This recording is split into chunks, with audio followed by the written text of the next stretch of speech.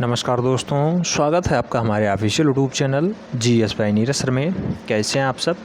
मैं उम्मीद करता हूं स्वस्थ होंगे, मस्त होंगे, अपनी तैयारी में व्यस्त होंगे। बेटा, तैयारी यही है कि TGT आर्ट की आप तैयारी कर रहे होंगे, मैं ऐसी उम्मीद रखता हूं। और TGT आर्ट आप जानते हैं वैकेंसी तो बहुत कम आई है, 148 पदों पे है TGT के खाते में। तो इस 148 में अगर आपको जगह बनाना है, फाइनली जगह बनाना है, यानी फाइनली सिलेक्शन लेना है, तो मेहनत तो करना ही पड़ेगा।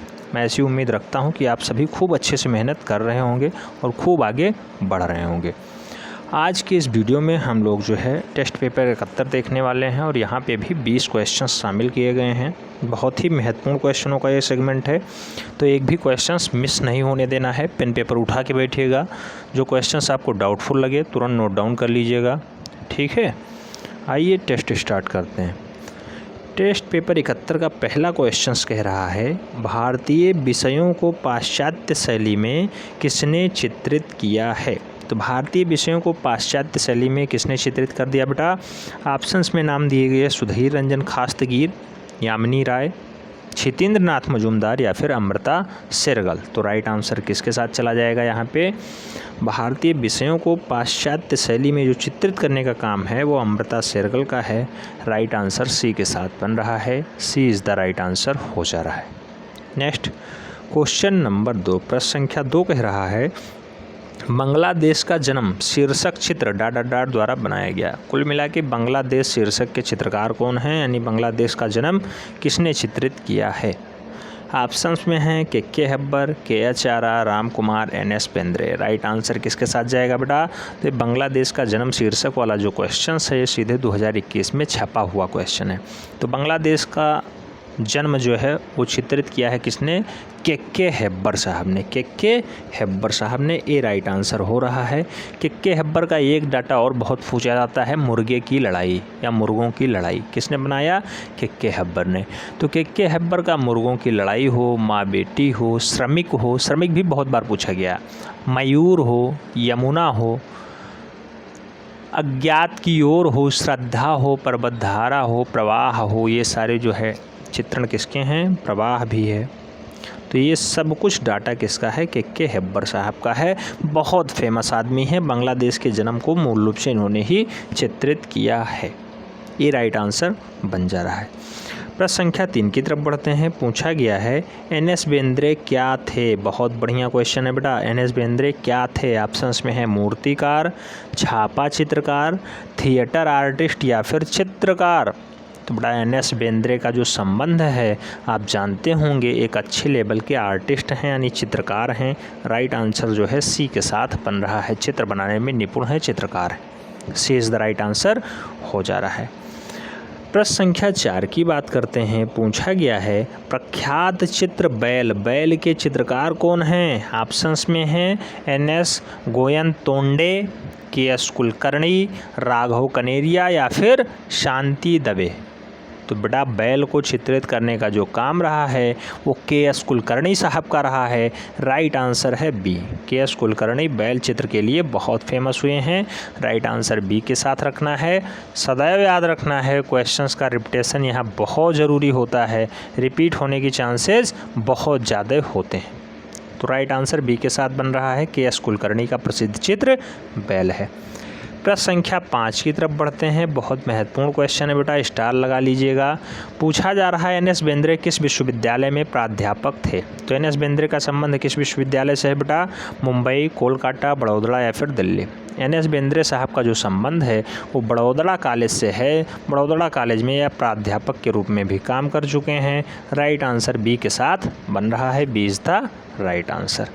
नेक्स्ट प्रश्न संख्या 6 की बात करते हैं। प्रश्न संख्या 6 में पूछा गया, बाल बधू किसकी कृति है, यानी बाल बधू को किसने चित्रित किया है? ऑप्शंस में है रविंद्रनाथ ठाकुर, यामिनी राय, राजा रवि वर्मा या फिर अमृता शेरगिल। तो बाल बधू मूल रूप से जो रचना है बेटा वो अमृता शेरगिल जी की है, बहुत फेमस हैं। राइट आंसर सी के साथ बन रहा है, बाल बधू फेमस रचना है अमृता शेरगिल जी की। नेक्स्ट प्रश्न संख्या 7 की तरफ बढ़ते हैं। 7 में पूछ लिया गया, चैतन्य का गृह त्याग या परित्याग, चैतन्य का गृह परित्याग चित्र किसने चित्रित किया है? ऑप्शंस में हैं क्षितेंद्र नाथ मजूमदार, शैलेंद्र नाथ डे, आसित कुमार हल्दर या फिर डीपी राय चौधरी। तो चैतन्य का गृह परित्याग मूल रूप से किसका है? तो वो क्षितेंद्र नाथ मजूमदार का एक फेमस चित्र है। राइट आंसर ए के साथ बन रहा है। हम लोगों ने क्षितेंद्र नाथ मजूमदार को पढ़ रखा है, आप जानते हैं बंगाल शैली के अच्छे चित्रकार हैं। क्षितेंद्र नाथ मजूमदार अवनी बाबू के शिष्य हैं, अवनींद्र नाथ ठाकुर के शिष्य हैं। प्रश्न संख्या 8 की तरफ बढ़ते हैं। 8 में पूछ लिया गया, through the eyes of a painter, through the eyes of a painter film किसने बनाई है? ऑप्शंस में हैं रामचंद्रन, एम.एफ. हुसैन, ज्योति भट्ट या फिर आई.एस. जौहर। तो through the eyes of a painter film जो है मूल रूप से मकबूल फ़िदा हुसैन की है। मकबूल फ़िदा हुसैन ने इसे जो है बनवाया था। राइट आंसर बी के साथ बन रहा है। नेक्स्ट प्रश्न संख्या 9 की बात करते हैं। प्रश्न संख्या 9 में पूछ लिया गया, भारत के किस कलाकार को पिकासो के बराबर माना जाता है? ऑप्शंस में है सचिन गुजराल, एम.एफ. हुसैन, राम कुमार या फिर जी.आर. संतोष। तो भारत का वह कलाकार कौन है जो पिकासो को टक्कर देता है, पिकासो के इक्विवेलेंट है यानी इक्वल है? तो वो काम जो है ऐसी उपमा मकबूल फ़िदा हुसैन को प्राप्त है। राइट आंसर जो है बी के साथ बन रहा है। Maqbool Fida is the right answer, B is the right answer बन जा रहा है। हमारा बेटा टारगेट है कि 148 को फ़तेह करना है। 148 में सबसे ज़्यादा सिलेक्शन अपने यहाँ से हों। दिन रात एक करके हम लोग मेहनत करेंगे और निश्चित रूप से सिलेक्शन लेकर के ही रहेंगे। तो मैं चाहता हूँ ज़्यादा से ज़्यादा लोगों का सिलेक्शन अपने यहाँ से हो, इसलिए आप लोग भी मेहनत करिए, जी लगा के पढ़ाई करिए, पेन पेपर उठा के बैठिए। जो आपको एक्स्ट्रा डाटा बताया जा रहा है उसे नोट डाउन कर लीजिएगा। बहुत सारे लोग डाटा भेजते हैं, बेटा लोकल बुक से पढ़ोगे तो फिर दिक्कत होगी। बहुत सारे लोग क्वेश्चन भेजते हैं, वहाँ पे बहुत सारी गलतियाँ लिखी हुई हैं। इसीलिए मैं बार बार कहता हूँ थोड़ा ब्रांडेड बुक पढ़ो जो थोड़ा अपडेटेड हो। बहुत सारे पब्लिकेशन ऐसे हैं कि वही पुराने डाटा छाप दे रहे हैं, उसमें जो नया वर्जन आ रहा है, अपडेशन हो रहा है, उसे वो अपडेट नहीं कर पा रहे हैं। और बुक उनकी सस्ती है इसलिए लोग मार्केट से उठा भी ले रहे हैं। बेटा बहुत ज़्यादा सस्ती बुक भी मत पढ़ो। 60-70 रुपये की बुक आ जाती है 80 रुपये की, उसे लोग ले लेते हैं, कहते हैं प्रीवियस ईयर है सर इसे सॉल्व कराइए। उसमें A to Z क्वेश्चंस लगभग गलत दिखाई दे रहे हैं, 50% डाटा गलत लिखा हुआ है उसमें। उसका स्क्रीनशॉट खूब ज़्यादा आ रहा है इस टाइम। तो बेटा थोड़ा शांति के साथ रहें, अच्छे पब्लिकेशन की बुक पढ़ें, अच्छा जो है कंटेंट पढ़ें, तभी जाके फाइनली सिलेक्शन हो पाएगा। एक एक नंबर के लिए लोगों का सिलेक्शन रुक जा रहा है और यहाँ तो एक प्रश्न इक्वल टू 4 नंबर दिया हुआ है, आप सब जानते होंगे। प्रश्न संख्या 10 की बात करते हैं। पूछा गया है, बाइजेंटाइन कला में पीला रंग किसका प्रतीक है? बाइजेंटाइन कला में पीला रंग का जो है प्रतीक पूछा गया है, किसका है? सूर्य का, आग का, पीले फूल का या फिर स्वर्ग का?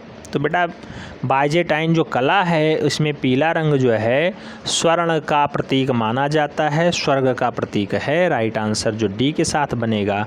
अगर सफ़ेद रंग पूछ लिया जाता, सफ़ेद रंग किसका प्रतीक होता है? तो सफ़ेद रंग ज़्यादातर शांति का प्रतीक होता है, आपको सदैव याद रखना है, सफ़ेद रंग शांति का प्रतीक होता है। प्रश्न संख्या 11 की तरफ बढ़ते हैं। पूछा गया है, सेंट बसील का गिरजा कहाँ स्थित है? सेंट बसील का गिरजा कहाँ स्थित है? ऑप्शंस में है रोम, कॉन्स्टेंटिनोपल, मॉस्को या फिर वियना। तो कॉन्स्टेंटिनोपल, वियना, मॉस्को या फिर रोम। तो सेंट बसील का जो गिरजा है मूल रूप से मॉस्को में स्थित है। मॉस्को इसका राइट आंसर बनेगा, यानी B is the right answer हो जा रहा है। सेंट बसील का गिरजा, ये पीजीटी में क्वेश्चंस पूछा गया है इसलिए इसे समाहित कर लिया गया है। एक आध क्वेश्चंस ऐसे हैं जो पीजीटी लेवल के भी पूछ लिए जाते हैं। प्रश्न संख्या 12 की बात करते हैं। पूछा गया, पुनरुत्थान कला शैली किस पर आधारित है? पुनरुत्थान कला शैली किस पर आधारित है? मानवीयता, मूर्ति पूजा, इबस्ट्रेशनिज्म या फिर प्रभाववाद। तो पुनरुत्थान कला शैली मूल रूप से बेटा जो आधारित है वो मानवीयता पे आधारित है मूल रूप से। ये राइट आंसर बन रहा है, याद रखना है, क्वेश्चंस पूछा जा चुका है, स्टार लगा लीजिए बेटा, क्वेश्चंस इंपॉर्टेंट है। पुनरुत्थान कला शैली किस पे आधारित है? मानवीयता पे आधारित है। प्रश्न संख्या 13 की बात करते हैं। पूछा गया है पाब्लो पिकासो पैदा हुए थे, तो बेटा फ्रांस में पैदा हुए कि स्पेन में पैदा हुए या डेनमार्क में पैदा हुए या फिर इटली में पैदा हुए। तो पाब्लो पिकासो आप जानते होंगे, अगर नहीं जानते हैं तो नोट डाउन कर लीजिए। बेटा स्पेन में इनका जन्म होता है पाब्लो पिकासो का। ये क्वेश्चंस लगभग 8-9 एग्जामों में लगातार पूछा गया है। पाब्लो पिकासो कहाँ पैदा हुए, तो स्पेन में पैदा हुए। राइट आंसर सी बन रहा है। नेक्स्ट प्रश्न संख्या 14 की तरफ बढ़ते हैं। 14 में पूछा गया स्वर पद्धति से बनने वाला अमेरिकन चित्रकार। तो स्वर पद्धति से बनाने वाले चित्रकार कौन है बेटा, वो भी अमेरिका से संबंध रखते हैं। ऑप्शंस में है रेम्ब्रांड, पोलार्क, हेनरी मैटिस या फिर पिसारो। राइट आंसर किसके साथ जाएगा बेटा, तो यहाँ पोलार्क के साथ जाएगा, जो है स्वर पद्धति से चित्रों को बना देते थे। राइट आंसर बी के साथ बन रहा है। अमेरिका से संबंध है पोलार्क का। राइट आंसर बी बन रहा है। नेक्स्ट प्रश्न संख्या 15 की बात करते हैं। पूछा गया है तीसरी श्रेणी का डिब्बा कृति किसका है। तीसरी श्रेणी का डिब्बा किसने बनाया बेटा, बहुत फेमस चित्रकार हैं ये तीसरी श्रेणी का डिब्बा बनाने वाले चित्रकार। ऑप्शंस में है दाउमियर, माने, पिकासो, वान गॉग।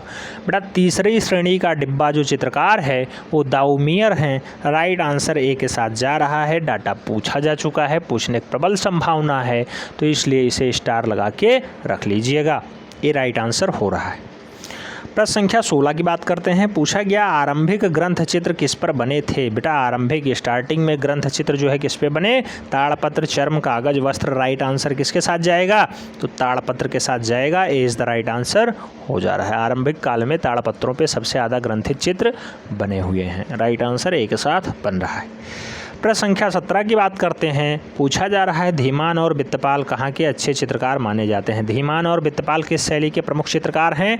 ऑप्शंस में है गुजराती शैली, पहाड़ी शैली, राजस्थानी शैली या फिर पाल शैली। तो धीमान और वित्तपाल का जो संबंध है मूल रूप से वो पाल शैली से है बेटा। राइट आंसर डी के साथ बन रहा है। सदैव याद रखना है, D is the right answer हो जाएगा। धीमान वित्तपाल का नाम आए तो पाल शैली लगा दीजिएगा। प्रश्न संख्या 18 पूछ रहा है अजंता में कितनी जातक कथाएं चित्रित हैं। बहुत दिनों बाद ये क्वेश्चन रिपीट किया गया बेटा। अजंता में कितनी जातक कथाएं चित्रित हैं।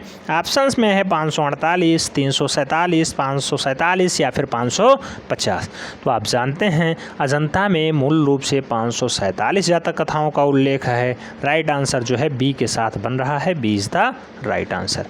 नेक्स्ट प्रश्न संख्या 19 की बात करते हैं। टेस्ट पेपर 71 का 19वां क्वेश्चन कह रहा है जोगी मारा के चित्र बने हुए हैं छतों पर, लाल पृष्ठभूमि पर, सफ़ेद पृष्ठभूमि पर या फिर पीली पृष्ठभूमि पर। तो बेटा जोगी मारा में ज़्यादातर जो चित्रण हुए हैं वो सफ़ेद पृष्ठभूमि पर बने हुए हैं और मूल रूप से लाल कॉर्नर पे हैं। तो सफ़ेद पृष्ठभूमि पर साफ साफ दिखाई देते हैं। राइट आंसर सी के साथ जा रहा है। जोगी मारा का चित्रण सफ़ेद पृष्ठभूमि पर हुआ है। सी राइट आंसर हो जा रहा है। टेस्ट पेपर 71 का लास्ट क्वेश्चन कह रहा है बाघ की गुफाएं किस पर्वत श्रेणी में स्थित हैं। हमने सोचा प्रीवियस में हम लोगों ने बहुत पढ़ा है, लेटेस्ट में हमने इसका टेस्ट ही नहीं दिया, तो एक बार देख लें क्वेश्चंस थोड़ा घुमा के पूछते हैं लोगों का सही जा रहा है या नहीं जा रहा है। तो बाघ की गुफाएं किस पर्वत श्रेणी में स्थित हैं बेटा। ऑप्शंस है सतपुड़ा की पहाड़ी, विंध्याचल की पहाड़ी, हिमालय पर्वत श्रृंखला या फिर गोवर्धन पर्वत श्रृंखला। तो बाघ की गुफाएं जो हैं वो विंध्याचल वाले बेल्ट में स्थित हैं। विंध्याचल कहाँ पड़ता है, मध्य प्रदेश वाला बेल्ट होता है। धार जनपद में बाघ की गुफाएं स्थित हैं। आप जानते होंगे धार जनपद कहाँ पे है, सोया हुआ प्रदेश मध्य प्रदेश, मामा की नगरी मध्य प्रदेश। मूल रूप से वहीं पे बाघ की गुफाएं स्थित हैं। बाघ में टोटल 9 गुफाएं हैं, ये भी सदैव याद रखना है। बाघनी नदी के किनारे स्थित है। तो उम्मीद करता हूँ इस 20 क्वेश्चंस में आपके ज़्यादा से ज़्यादा क्वेश्चंस सही गए होंगे। जो लोग प्रीवियस में तैयारी कर रहे होंगे उनका जो है स्टेटस आज 16-17 क्वेश्चन सही जाने का है। आप अपना स्वमूल्यांकन जरूर करिएगा बेटा। स्वमूल्यांकन की पद्धति हम बार बार आपको बताते हैं, उसी टाइप से आप अपना मूल्यांकन करिएगा। इससे ये पता चलता है कि आप अपने साथ न्याय कर पा रहे हैं या नहीं कर पा रहे हैं।